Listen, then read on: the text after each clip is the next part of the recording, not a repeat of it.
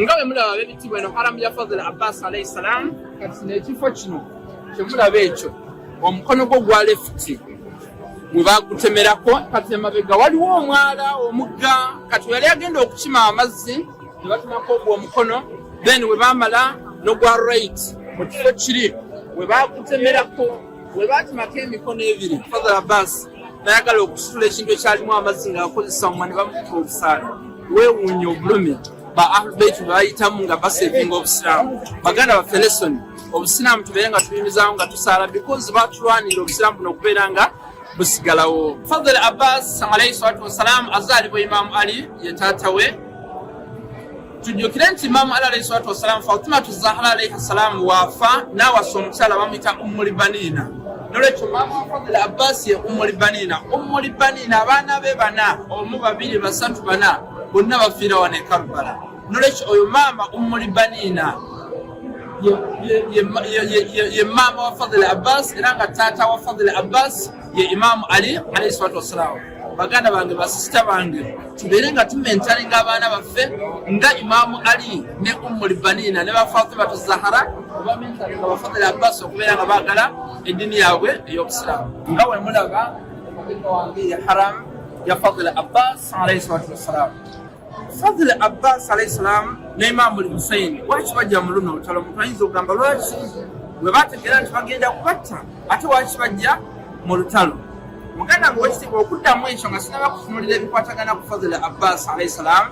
Actually nga tunaba kutunuulira ekyo nti lwaki ba Fadhl Abbas ne Imaamu Hussein ne basahaba baabwe lwaki bajja mu luno olutalo tutegeere ekintu kimu nti Nabbi Muhammad nga tannaba kufa yaleka ekiraamo kye nitaali kufiikum thaqalaini kitaaba wa internet yafulekamu ebizito bibiri Quran ne Ahlulbayt Sahih Muslim volume 2 page 238 netugamba nti ne mu suratul Qasas Allah subhanahu wa ta'ala wa rabbuka yakhluqu man yasha'u wa yakhtar ma kana lakum al-khiyara subhanallahi wa ta'ala amma yushrikun.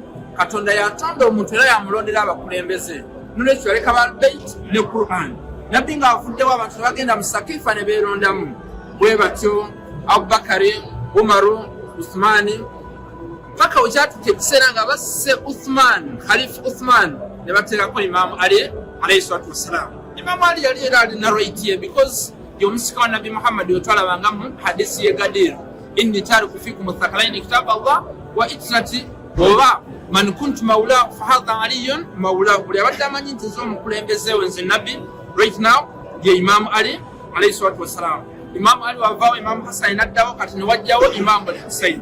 Imaamu Hussein wajja n'afesinga obuzibu bwa Yazid. Yazid yagala kusanyawo obusiraamu ne Imaamu Hussein ne Fadhl Abbas ba Zainab nga bagala kubeera nga bakola ki babudefendi nga babutaasa. Kati omuntu ayinza okugamba nti waki Imaamu Hussein ba Fadhl Abbas alayhi salam ba Zainab waki basalawo okubeera nga babatta. Mu suratul Hajj aya 39 Allah subhanahu wa ta'ala agamba nti udhina lilladhina yuqataluna bi annahum adh-dhulimu wa inna Allaha ala nasrihim laqadir. Allah subhanahu wa ta'ala agamba nti obanga bakulwanyisizza olina okwedefendinga. Nolwekyo ba Ahlulbayt ba Fadhl Abbas bali badefendinga obusiraamu.